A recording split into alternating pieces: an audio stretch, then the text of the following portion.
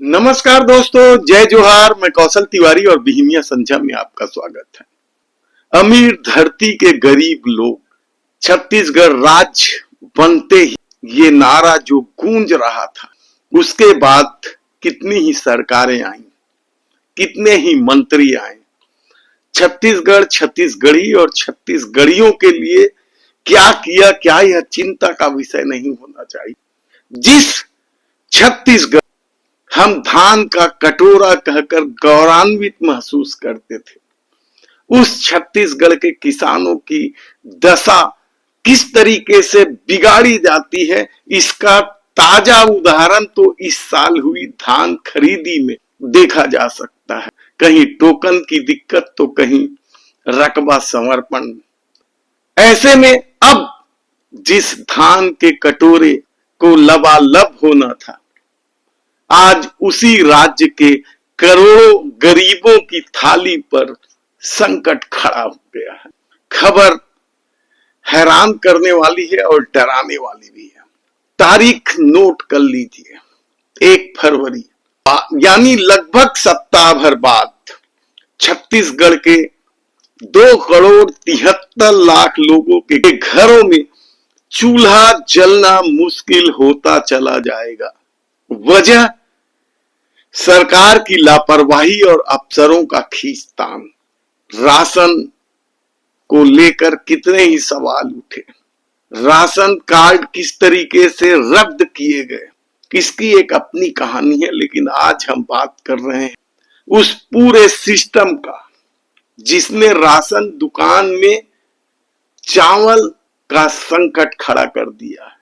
Media report कई तरह की है। बस्तर की जो रिपोर्ट आ रही है ऑनलाइन ऑफलाइन को लेकर, किस तरीके से गरीबों का हक छीना जा रहा है, आदिवासियों का हक छीना जा रहा है। सरकार किस तरीके से इस पूरे खेल पर मौन है। ऐसे में अब जो खबर आ रही है वह बेहद ही डराने वाली खबर है। पूरा मामला समझिए आप। प्रदेश में 82,34,000 राशन कार्ड आदि, और केंद्र का नियम है कि राशन दुकान से जो भी चावल वितरित किए जाएंगे वो फोर्टिफाइड चावल ही हो। लेकिन हकीकत ये है कि फोर्टिफाइड चावल बनाने वाला राइस कर्नेल खत्म होने की कगार पर पहुंच गया है। कई जिलों के गोदामों में चावल नहीं है। मार्केट, नान और खाद्य निदेशालय, ये तीनों जिम्मेदार हैं इसके लिए। तालमेल का अभाव ने राशन के पहिए को सुस्त कर दिया है, या रोक दिया है कहा जाए तो गलत नहीं हो। पुराना टेंडर खत्म हो चुका है फोर्टिफाइड चावल का, और गोदामों में चावल नहीं है।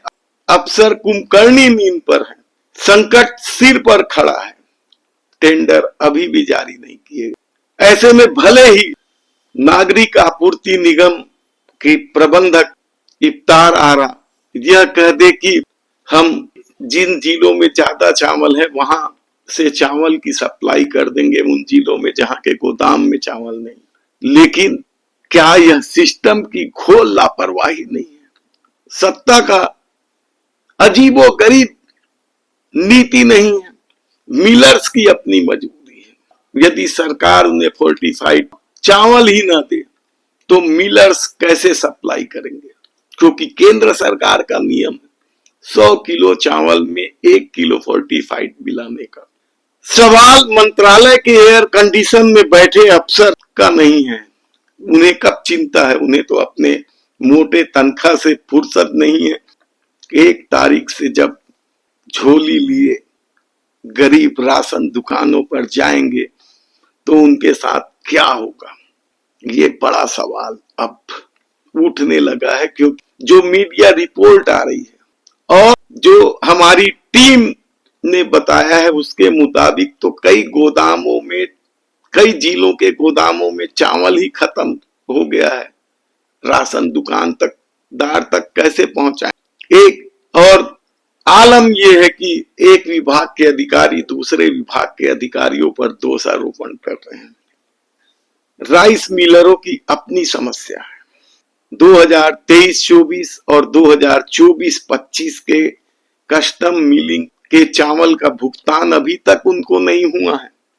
हमारी टीम ने जब इस मामले में राइस मिलर्स और सत्ता से जुड़े लोगों से जब बात की तो पता चला कि सरकार ने ऐसे नियम बनाए फोर्टिफाइड चावल को लेकर, जिसकी वजह से मिलरों के सामने एक नए तरह का संकट खड़ा हो गया।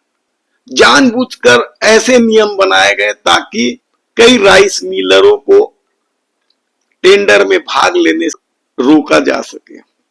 पहले 120 से अधिक राइस मिलर इस टेंडर में भाग लेते थे, हिस्सा ले सकते थे, वे पात्र थे, लेकिन नियम ऐसे बना दिया गया कि अब केवल 20 राइस मिलर ही टेंडर में भाग ले सकते हैं।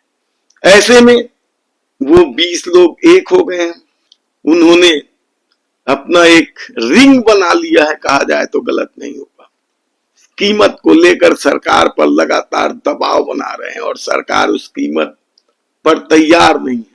याद कीजिए आपकी किस तरीके से राइस मिल एसोसिएशन ने पिछले धान उठाव के समय या खरीदी के समय आंदोलन करना शुरू कर दिया था।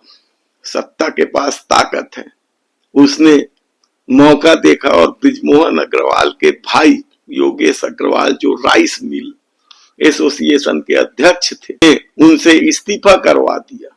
उन्होंने क्या कुछ कहा था, यह याद कीजिए आप। साथियों, जैसा कि आप सभी जानते हैं, पिछले दिनों राज्य सरकार से हमारी बैठक हुई थी, जिसमें माननीय मुख्यमंत्री जी, स्वास्थ्य मंत्री जी, खाद्य मंत्री जी थे, और उसमें यह तय किया गया था कि राइस मिलर के जितने भी मुद्दे हैं वो कैबिनेट में पास कर दिए जाएंगे। जैसे कि हमारा जो कांग्रेस शासन में 120 रुपया कस्टम मिलिंग का हुआ था और भाजपा शासन ने उससे 60 रुपया कर दिया था। फिर हमारी 80 रुपये पे सहमति बनी। साथ साथ जो एक्चुअल ट्रांसपोर्टिंग का हमें भाड़ा मिलना चाहिए था, उस पर हमारी सहमति बनी कि जितने किलोमीटर पे आप धान उठाएंगे, चावल ले जाएंगे, उतना भाड़ा आपको मिलेगा। उस पर भी हमारी सहमति बन गई थी। और जो हमारा पुराना भुगतान है 22-23 का, वो भुगतान भी हमें मिल जाएगा, इस पर भी सहमति बनी थी। साथ साथ हमारा जो पेनल्टी क्लॉजेस है उसमें भी सुधार करने की हमारी सहमति बनी थी। लेकिन वादे के खिलाफ आज कैबिनेट में निर्णय हुआ। सिर्फ हमारा 80 रुपये देने का वादा ही उन्होंने पूरा किया, लेकिन हमारा जो ट्रांसपोर्टिंग का जो हमें पैसा मिलना चाहिए था, मूल पैसा, उस पर साफ उन्होंने इनकार कर दिया। पुराने भुगतान के लिए 22-23 के भुगतान के लिए उन्होंने इनकार कर दिया। तो ये तो सरासर वादा खिलाफी राइस मिलर के साथ में हुई है। मुझे ऐसा लगता है कि सरकार भी कब से धोखा देने लग गई है।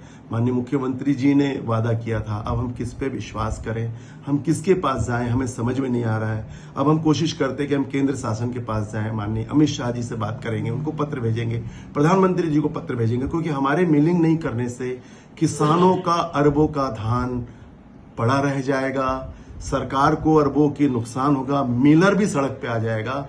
अगर ये हमारा पैसा नहीं मिला तो मुझे लगता है कि हमारे कई मिल वाले सुसाइड ना कर ले। मुझे बहुत डर लग रहा है बर्बाद ना हो जाए, क्योंकि आज बहुत बड़ी वादा खिलाफी हमारे साथ हुई है। आपके माध्यम से हम प्रार्थना करते हैं कि मिलर की सुने। 400-500 करोड़ बचाने के लिए हजारों करोड़ का नुकसान, अरबों का नुकसान सरकार क्यों करना चाह रही है, ये हमारी समझ से परे है। ऐसे में अब जो वर्तमान अध्यक्ष है कांतिलाल बोथरा, उनके सामने भी यही समस्या है।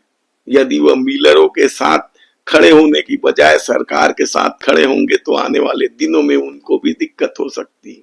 ये पूरा खेल है। तब समझिए कि सत्ता के सामने किस तरह की चुनौती है और अधिकारी किस तरीके से तालमेल के अभाव में गरीबों के चावल की चिंता नहीं कर रहे हैं। तब जो छत्तीसगढ़ धान का कटोरा कहलाते हुए गौरवान्वित महसूस करता था, उस प्रदेश के यदि 2,73,00,000 लोगों को चावल भी नसीब न हो या चावल के लिए मुश्किलों का सामना करना पड़े, तो आप समझिए कि सरकार कैसे चल रही है, उसकी कैसी रीति नीति है। धन्यवाद।